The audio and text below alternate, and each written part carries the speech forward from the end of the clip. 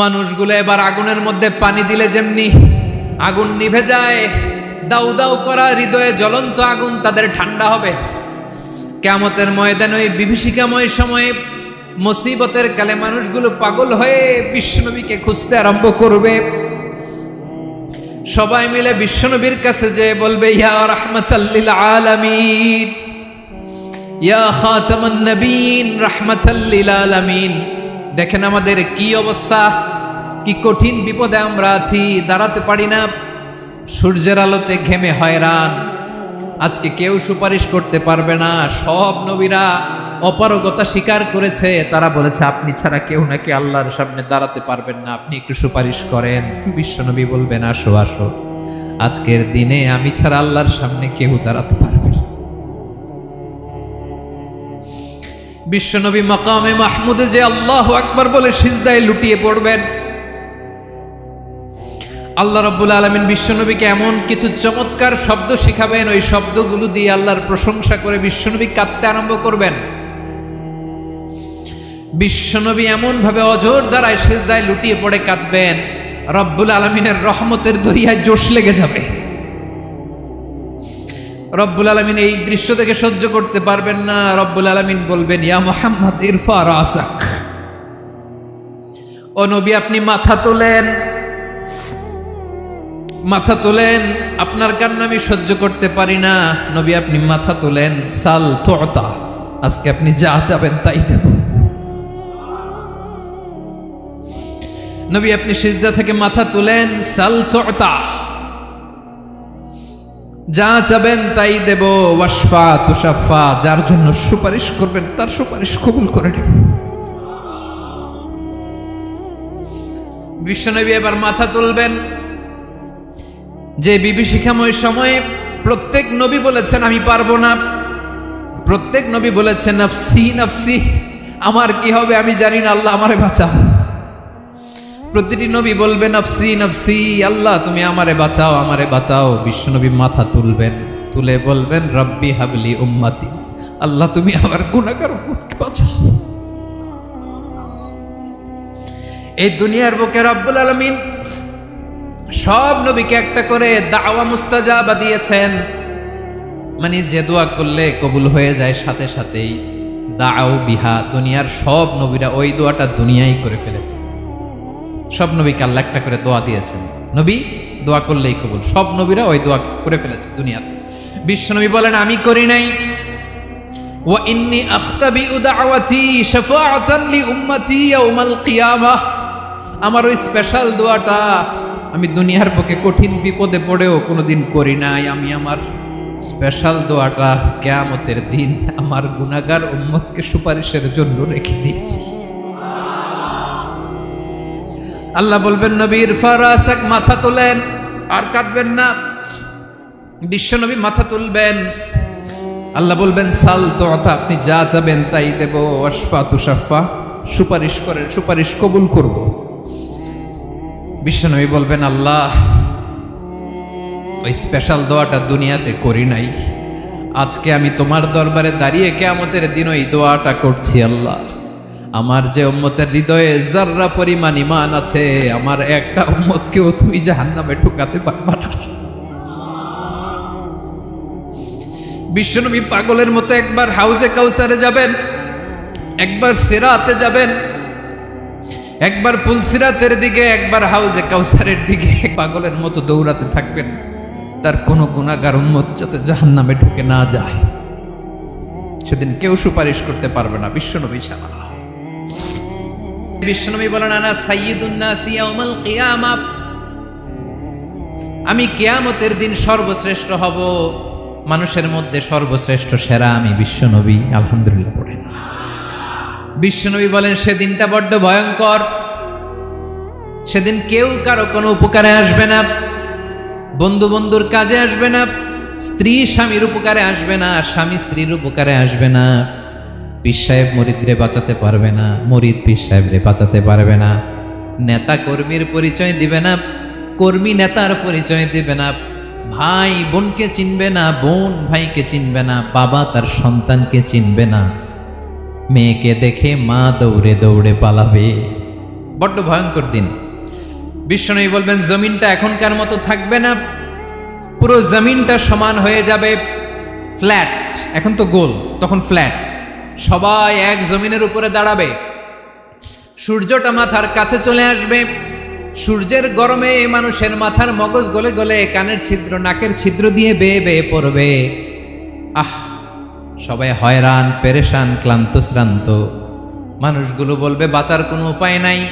50,000 বছর মানুষ এরকম দৌড়াবে, চিৎকার করবে, কাঁদবে, বাঁচার কোনো উপায় নাই। সবাই বলবে আল্লাহ যদি বিচারটা শুরু করতো, যা হবার হবে, আগে বিচার শুরু করুন। বিচারই শুরু হয় না, বিচার শুরু হইতেই 50,000 বছর। আল্লাহ, 50,000 বছর, 5,000, 15,000 না, 50,000 বছর এরকম যাবে। মানুষগুলো কাঁদতে কাঁদতে বলবে চলো আমরা আদম আলাইহিস সালামের কাছে যাই, যেন আল্লাহর যে সুপারিশ করে, আল্লাহ আপনি বিচার শুরু করেন। কিয়ামতের ময়দানে সবাই মিলে সাইয়েদনা আদম আলাইহিস সালামের কাছে যেয়ে বলবে ইয়া আবাল বাশার ইয়া আউয়ালাল আম্বিয়া, ও আদম নবী, আপনি দুনিয়ার বুকে প্রথম নবী। আল্লাহ নিজ হাতে আপনারে 60 হাত লম্বা করে বানিয়েছেন, আপনার সম্মানে ফেরেশতাদেরকে সেজদা দিতে বলেছেন। দুনিয়ার প্রথম নবী, প্রথম মানুষ আপনি। আপনি আল্লাহর যে সুপারিশ করেন যেন আল্লাহ বিচার শুরু করে।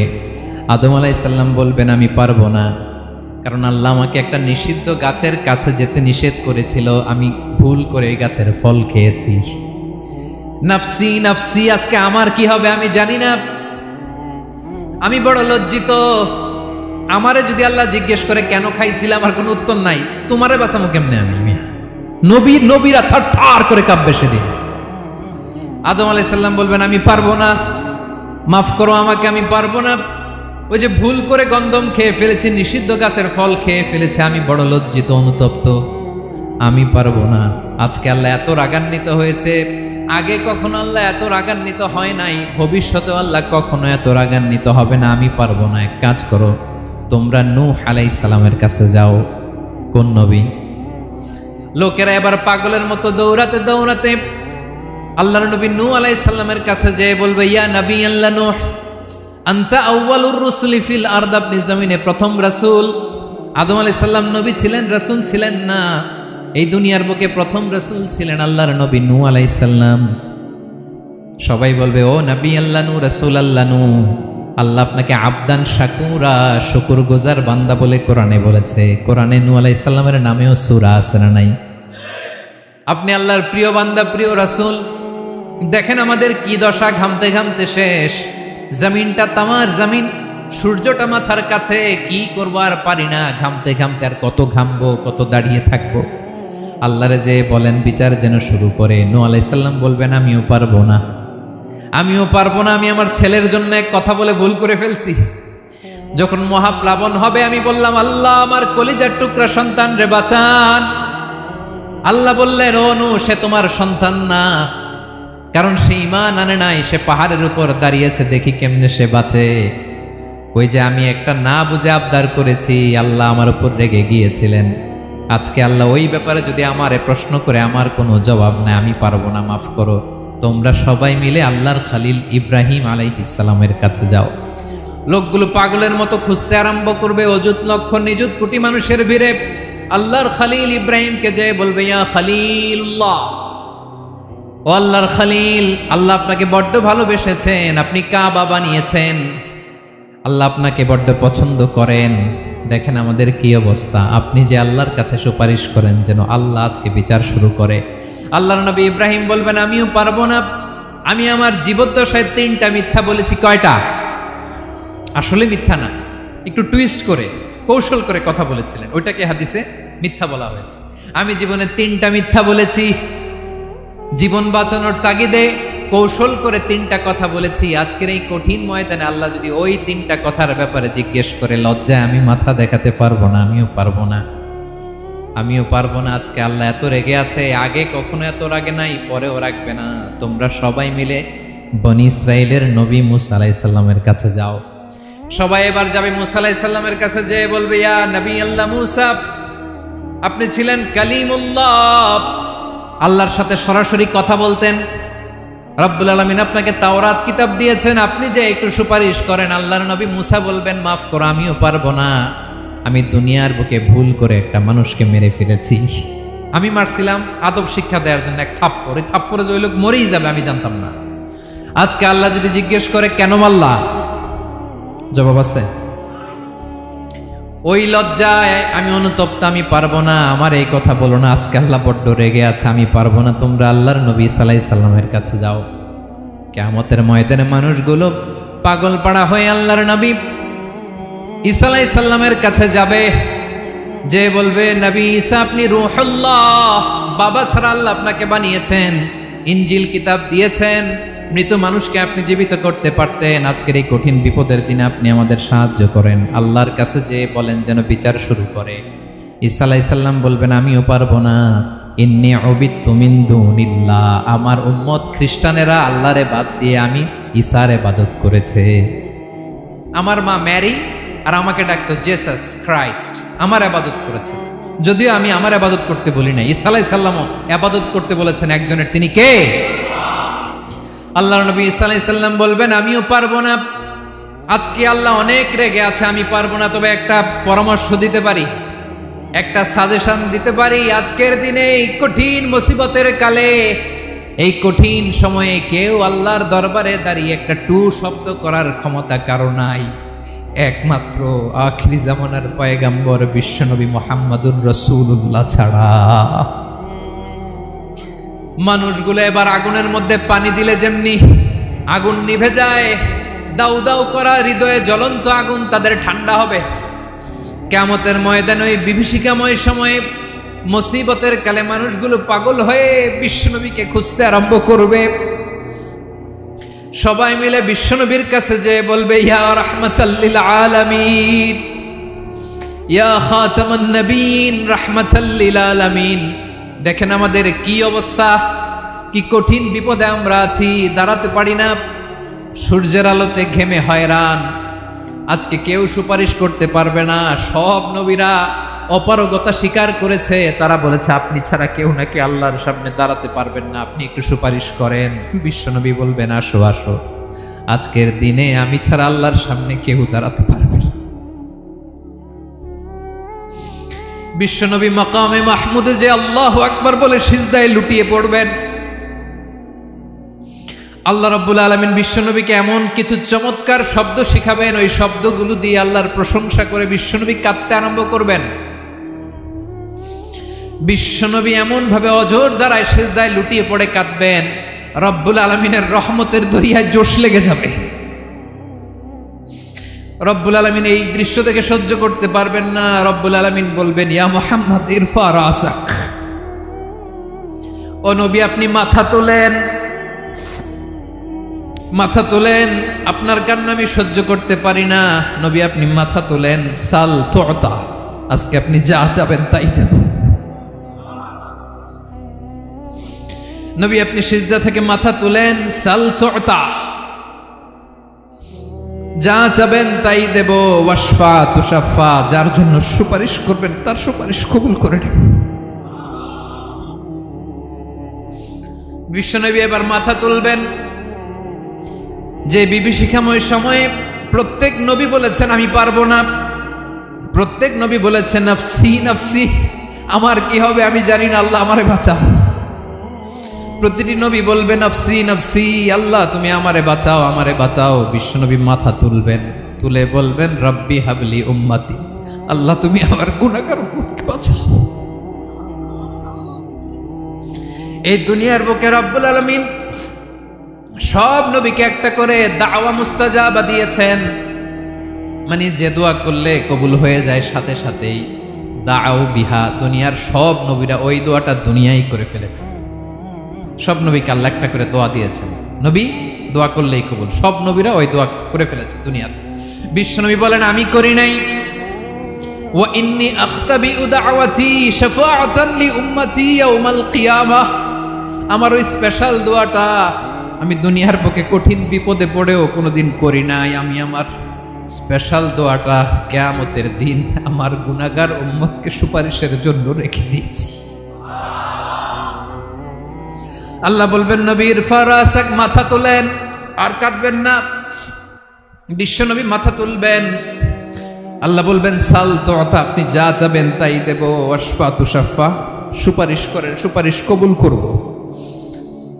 বিশ্ব নবী বলবেন আল্লাহ, ওই স্পেশাল দোয়াটা দুনিয়াতে করি নাই, আজকে আমি তোমার দরবারে দাঁড়িয়ে কিয়ামতের দিন ওই দোয়াটা করছি। আল্লাহ, আমার যে উম্মতের হৃদয়ে যাররা পরিমাণ ঈমান আছে, আমার একটা উম্মতকেও তুমি জাহান্নামে ঢুকাতে পারবা না।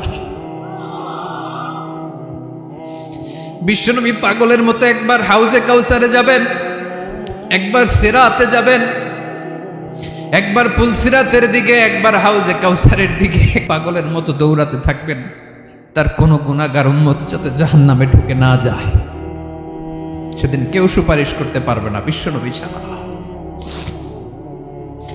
এজন্য 5 নম্বর আল্লাহ বললেন মান যাল্লাযী ইয়াশফাউ ইনদাহু ইল্লা বিইযনিহি।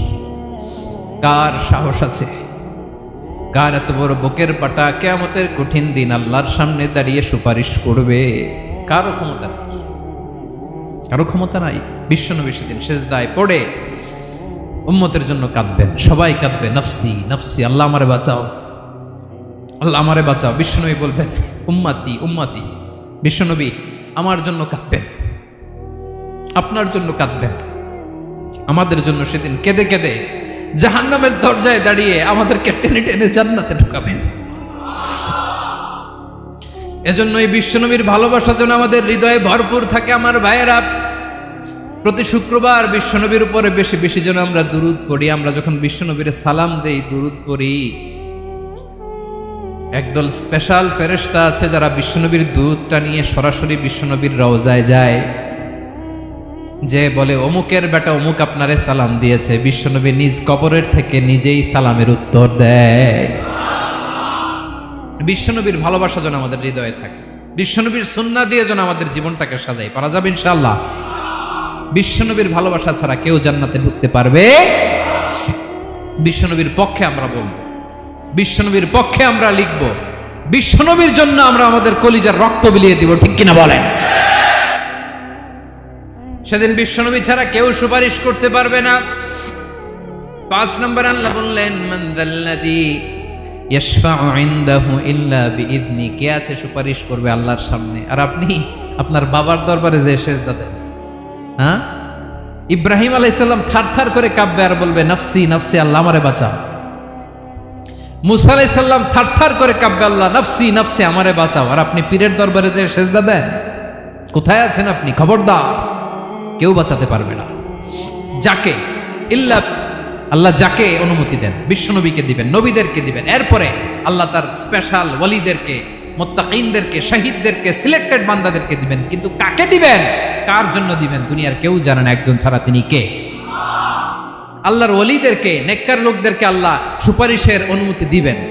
কিন্তু আপনি যারে মানেন, যার পায়ে সেজদায় লুটিয়ে পড়ে থাকেন, তারে যে আল্লাহ দিবেন, এটার কোনো গ্যারান্টি আছে? কথা বলেন। এজন্য জপতে হবে একজনের নাম, আওয়াজ করে বলুন তিনি কে? আয়াতুল কুরসির 5 নাম্বার কথা হচ্ছে সেদিন কেউ কারো উপকারে আসবে না, সুপারিশ করার সুযোগ পাবে না, আল্লাহ যাকে অনুমতি দেয় তিনি ছাড়া। কয়টা গেল? 6 নম্বর আল্লাহ বললেন ইয়ালামু মা বাইনা আইদিহিম ওয়া মা খালফাহুম। তোমাদের সামনে, তোমাদের পেছনে যখন যেটাই ঘটুক না জানে কে? আওয়াজ করে বলুন, কেউ যেটা জানে না জানে কে? কেউ যেটা দেখে না দেখে কে? কেউ যেটা শোনে না শোনে কে? ইয়ালামু মা বাইনা আইদিহিম ওয়া মা, দৃষ্টিগোচর, দৃষ্টির বাইরে যা ঘটে কে জানে? তবে ঘরের ভিতরে ঢুকে জানালা বন্ধ করে লাইট অফ করে যদি আমরা কিছু করি, ওইটা আর আল্লাহ জানে না। হ্যাঁ, জানে? ওইটাও জানে। যত কালো পর্দা লাগায়া লাইট বন্ধ করে একা একা পাপ করেন, দেখে কে? এজন্য অন্ধকারে পাপ করলেও সেখানেও আল্লাহর দৃষ্টি আছে না নাই? আলিমুল গায়বি ওয়াশ শাহাদা, দৃশ্য অদৃশ্য সব জানেন, সব। আল্লাহ বলেন ওয়া আসিররু কাওলাকুম আও ইজহারু বিহি ইন্নাহু আলিমুম বিযাতিস সুদূর। প্রকাশ্যে করো কিংবা গোপনে করো, সব জানেন, এমনকি অন্তরে অন্তরে কি ভাবো তাও জানেন। মুখে গালি দেন নাই, মনে মনে গালি দিছেন, ওটা তো আল্লাহ জানে না?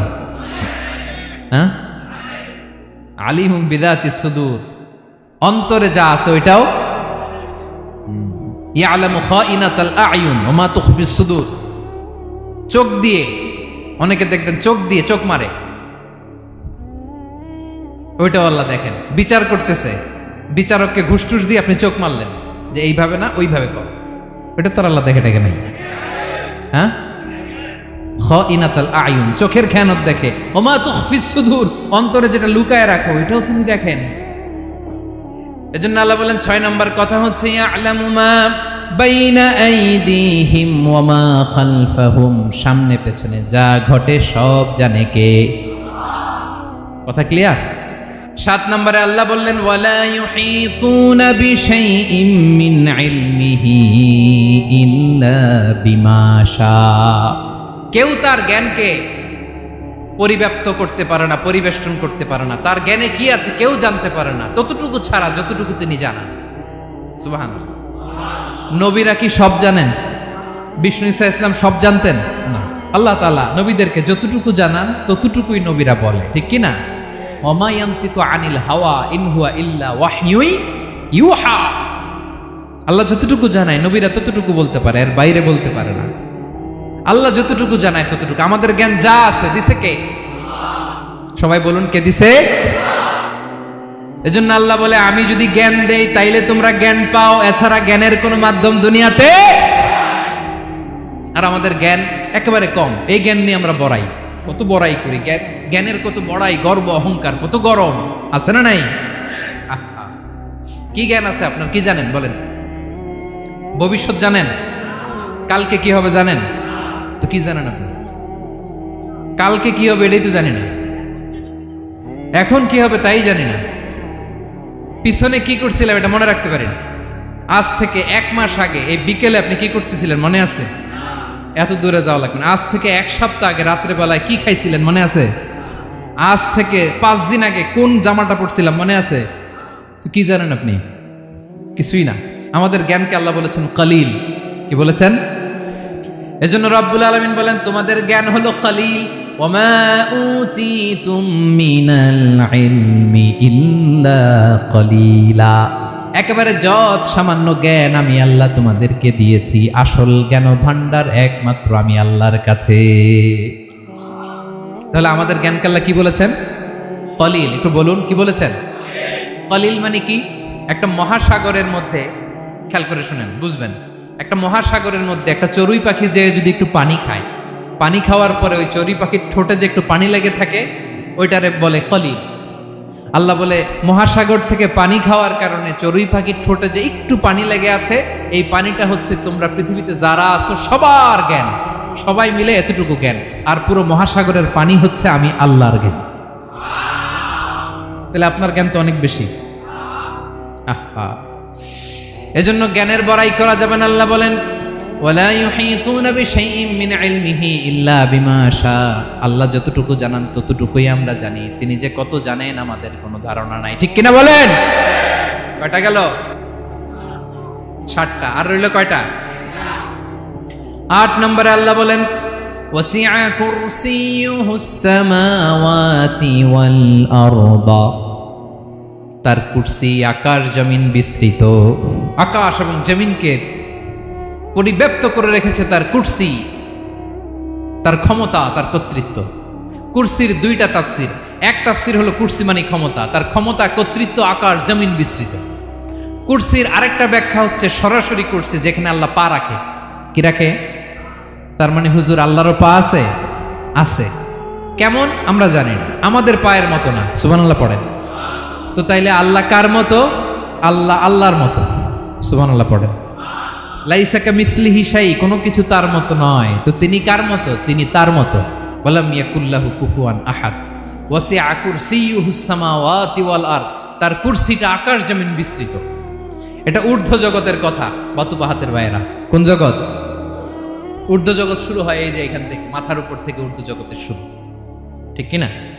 এই যে শূন্যে যা দেখেন এটা প্রথম আকাশের মহাশূন্য। আল্লাহ বলেন ওয়ালাকাদ যায়্যানাস সামাআদ দুনিয়া বিজিনাতিল কাওয়াকিব, প্রথম আকাশের মহাশূন্যকে আমি তারা গ্রহ দিয়ে সুশোভিত করেছি। আমাদের পৃথিবীর চাইতে অনেক বড় গ্রহ আছে, যেমন সূর্য পৃথিবীর চেয়ে 13 লক্ষ গুণ বড়। কয় গুণ? 13 গুণ, 1300 গুণ, 13,000 গুণ। কত গুণ? আরো জোরে কত গুণ? চিন্তা করছেন পৃথিবীটা কত বড়, আর সূর্য নাকি পৃথিবীর চেয়ে? তার মানে সূর্যই কি সবচেয়ে বড়? না, সূর্যের চেয়ে কোটি কোটি গুণ বড় তারা আছে।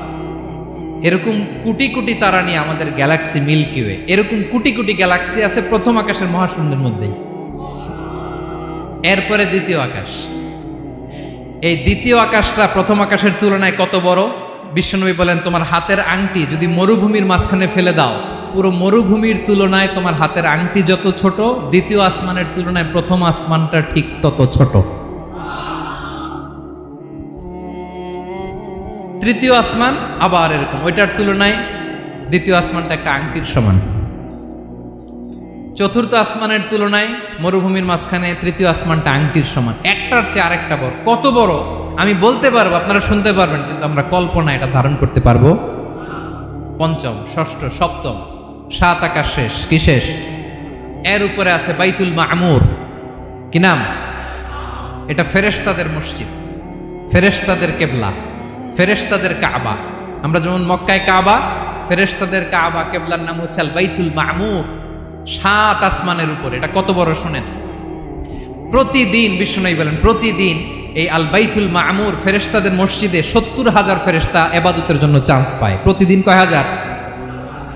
একবার ঢুকে যে বের হয়ে যায় কিয়ামতের আগে দ্বিতীয়বার আর তারা চান্স পাবে না। আল বাইতুল মামুর ওইটা শেষ। এরপরে সিদরাতুল মুনতাহা। কি নাম? সীমান্ত বৃক্ষ। এটা আরো বড়, একটা বিশাল বড় বড়ই গাছ আল্লাহ বানাইছে। ওয়া ইলাইহি ইয়ানতাহি ইলমুল মালাইকা, ফেরেশতাদের জ্ঞান সীমানা ওইখানেই শেষ। এর উপরে কি হয় ফেরেশতারা আর জানে না। ফেরেশতাদের ক্ষমতা এখানে শেষ। সিদরাতুল মুনতাহা, সিদরাতুল মুনতাহার এরিয়া শেষ। এরপরে শুরু হয় আল্লাহুল মাহফুজ, কোরআনের বাড়ি। কোরআনের বাড়ি কই? বাল হুয়া কুরআনুম মাজিদ ফি, এটা মিন দুররাতিন বাইদা, সাদা ঝকঝকে ডায়মন্ড দিয়ে আল্লাহ বানাইছে। আমাদের সবার তাকদীর ভাগ্যলিপি ওইখানে লেখা, কি হবে না হবে। কোরআনের বাড়ি ওইটা, ওইটা শেষ। এরপরে শুরু হয় লা জামান লা মাকান এরিয়া। ওইখানে কোনো জামান নাই, মাকান নাই, no time no space area শুরু। ওইখানে কুরসি, যেখানে আল্লাহ পা রাখেন বা কুদরতি পা রাখেন, আল্লাহর কুরসি। বড় রাজা বাদশারা সিংহাসনে বসে পা রাখে একটা টেবিলের উপর, শাহী টেবিল, ওইটার নাম কুরসি। আল্লাহ বলে ওয়াসিআ কুরসিয়ুহুস সামাওয়াতি ওয়াল আরদ, আল্লাহর এই কুরসিটা এতক্ষণ যা বললাম এই সবগুলোর চাইতেও বড়। কুরসির উপরে আছে আল্লাহর আরশ। আর রহমানু আলাল আরশি ইস্তাওয়া, রব্বুল আলামিন ওই আরশের উপরে। আমি যেমনি চেয়ারের উপরে এরকম না, যেভাবে আল্লাহর জালালিয়াত, হিজ হাইনেস, হিজ রয়্যালনেস, আল্লাহর জালালিয়াত, আল্লাহর কুদরতের মাধ্যমে যেভাবে আল্লাহ আরশের উপর থাকা দরকার, আল্লাহর সত্তা, আল্লাহ ঠিক ওইভাবে আছেন, আরশের উপরে আছেন। ওয়া ইয়াহমিলু আরশা রাব্বিকা ফাওকাহুম ইয়াওমাইদিন সামানিয়া, কিয়ামতের দিন আল্লাহর এই আরশটা 8 জন ফেরেশতা বহন করবে। আরশ বহনের জন্য আল্লাহর ফেরেশতা লাগে না, কোনো কাজের জন্যই আল্লাহর ফেরেশতা লাগে না। আল্লাহ বলে কুন ফায়াকুন, হয়ে যায়। তারপরে আল্লাহ নিয়োজিত রেখেছেন। সেদিন কিয়ামতের দিন আল্লাহর আরশটা বহন করবে কয়জন ফেরেশতা? এদের সাইজ কত বড়? হ্যাঁ, শুনতে মনে চায়? বিশ্বনবী বলেন ইন্না মা বাইনা শাহমাতি উযুনিহি ইলা আতিকিহি মাসিরাতু 700 সানা। বিশ্বনবী বলেন ওই ফেরেশতার সাইজ আমি দেখে এসেছি। কত বড় শোনো, যারা আল্লাহর আরশ বহন করবে, পুরো সাইজ বলা যাবে না। বিশ্বনবী বলেন ওই ফেরেশতার কানের লতি থেকে কাঁধ বরাবর। আপনার কানের লতি থেকে কাঁধ কতটুকু হবে? 4 আঙ্গুল 5 আঙ্গুল। বিশ্বনবী বলেন যে 8 জন ফেরেশতা কিয়ামতের দিন আল্লাহর আরশের পায়া ধরে থাকবে, ওই ফেরেশতাগুলোর কানের লতি থেকে কাঁধ বরাবর আসতে সবচেয়ে দ্রুতগামী যানবাহন, পৃথিবীতে সবচেয়ে দ্রুত চলে আলোর ফোটন, আলোর ফোটন 1 সেকেন্ডে চলে 3 লক্ষ কিলোমিটার। কয় লক্ষ কিলোমিটার? 1 ঘন্টায়, 1 মিনিটে, কয় সেকেন্ডে? 1 সেকেন্ড কইতে তো 2 সেকেন্ড লাগে। 1 সেকেন্ডে আলোর ফোটন, আলোর কণা ছুটে 3 লক্ষ কিলোমিটার বেগে। বিষ্ণুই বলেন এরকম যানবাহন দিয়ে যেটা সেকেন্ডে 3 লক্ষ কিলোমিটার বেগে ছুটে, এরকম দ্রুত যদি কেউ ছুটে তাহলে ওই ফেরেশতার কানের লতি থেকে কাঁধ বরাবর আসতে 700 বছর সময় লাগবে। এজন্য রব্বুল আলামিন বলেন ওয়াসিআ কুরসিয়ুহুস সামাওয়াতি ওয়াল আরদা, আল্লাহর কুরসিটা আকাশ জমিন সব ছাপিয়ে যাবে। তাহলে আল্লাহ কত বড়! সুবহানাল্লাহ। সেজদায় যখন লুটিয়ে পড়েন এটা ভাববেন, আয় রে কারে সেজদা দেই আমি, তিনি কি সুমহান, কি সুবিশাল, ওই রবের গোলাম আমি। আলহামদুলিল্লাহ পড়েন। 9 নম্বরে আল্লাহ বলেন ওয়ালা ইয়াউদুহু হিফযুহুমা, এই বিশাল আকাশ জমিনকে রক্ষণাবেক্ষণ করতে যে আল্লাহ কঠিন কালেও ক্লান্ত হয় না। নাকি আমার আপনার মতো ক্লান্ত হয়? আল্লাহর ক্লান্তি আছে, শ্রান্তি আছে, বিশ্রাম আছে, বিরাম আছে, ঘুম, জিমানি? সুবহানাল্লাহ পড়েন। আল্লাহ বলে ওয়ালা ইয়াউদুহু হিফযুহুমা, এগুলোকে রক্ষণাবেক্ষণ করতে আল্লাহ ক্লান্ত হয়ে পড়েন না। 9 নম্বরে বললেন আল্লাহর কোনো ক্লান্তি নাই, সব কিন্তু দেখভাল করেন, প্রতি মুহূর্তে প্রতি সেকেন্ডে যার যেটা লাগে করেন। এই পুরো বসুন্ধরা, পৃথিবী, মহাবিশ্ব যেভাবে চলা দরকার সৃষ্টির পর থেকে আজও চলছে। চালায় কে? ইঞ্জিনিয়ারটা কে? আসল কারিগরটা কে? 9 নাম্বার চলে গেল, আল্লাহ ক্লান্ত হন না। আর বাকি রইল কয়টা? সব শেষে আল্লাহ তাআলা বললেন ওয়া হুয়াল আলিয়ুল আযীম, ওয়া হুয়াল আলিয়ুল আযীম, তিনি হচ্ছেন আল আলিয়ুল আযীম। সব শেষ কথা। প্রিয় ভাইয়ের, আমি বলেছিলাম আয়াতুল কুরসিতে আল্লাহর মোট কয়টা সুন্দর সুন্দর নাম আছে? 2টা তো বলে ফেলছে। এগুলো কি ছিল? আল হাইয়ু, আল কাইয়ুম। এবার সব শেষে 3 আর 4 নাম্বারটা আসছে। এটা কি? একটা আল আলী আর একটা আযীম। 3 নাম্বারটা হচ্ছে আল আলী, 4 নাম্বারটা আযীম। আল আলী মানে হচ্ছে সর্বোচ্চ, দ্য গ্রেটেস্ট, দ্য হাইয়েস্ট। তার উপরে কেউ আছে? ঊর্ধ্ব জগতের যে বর্ণনা দিছে, কি বুঝলেন? আল্লাহর উপরে কেউ আছে? এজন্য তিনি হচ্ছেন আল আলী, সবচেয়ে উপরে, সর্বোচ্চ, দ্য হাইয়েস্ট। তার উপরে কেউ। এজন্য আল্লাহ বলেন সাব্বিহ ইসমা রাব্বিকাল আ'লা। আল আলী আর আল আ'লা কাছাকাছি অর্থ। প্রশংসা করো ওই আল্লাহর যিনি হলেন আ'লা, সবচেয়ে বড়। তার চেয়ে বড় কেউ আছে নাকি? তার উপরে কেউ আছে নাকি? আল আ'লা। এজন্য আমরা যখন সিজদায় লুটিয়ে পড়ি, আমরা যখন সবচেয়ে নিচে যাই, আমরা বলি আল্লাহ তুমি সবচেয়ে উপরে। আমরা যখন সিজদায় যাই, আমরা তখন সবচেয়ে কি? নিচে, তাই না? এর চেয়ে নিচে আর মানুষের সবচাইতে দামি অঙ্গ কপালটারে মাটিতে ঘষি, আমি সবচেয়ে নিচে, আর আমি বলি সুবহানা রাব্বিয়াল, আহা সুবহানা রাব্বিয়াল আ'লা। আল্লাহ তুমি সবচেয়ে উপরে, আমি সবচেয়ে নিচে, কিন্তু তুমি সবচেয়ে উপরে। সুবহানাল্লাহ পড়েন। আল্লাহ বলে আমি হলাম আল আলী। 4 নম্বরে আমি হলাম আল আযীম, হাইয়ু কাইয়ুম। শেষে বললেন আমি হলাম আল আলী, আমি হলাম আল আযীম। আযীম মানে সুমহান, দ্য সুপ্রিম। সুপ্রিম। আল্লাহর সবকিছু চরম পর্যায়ে।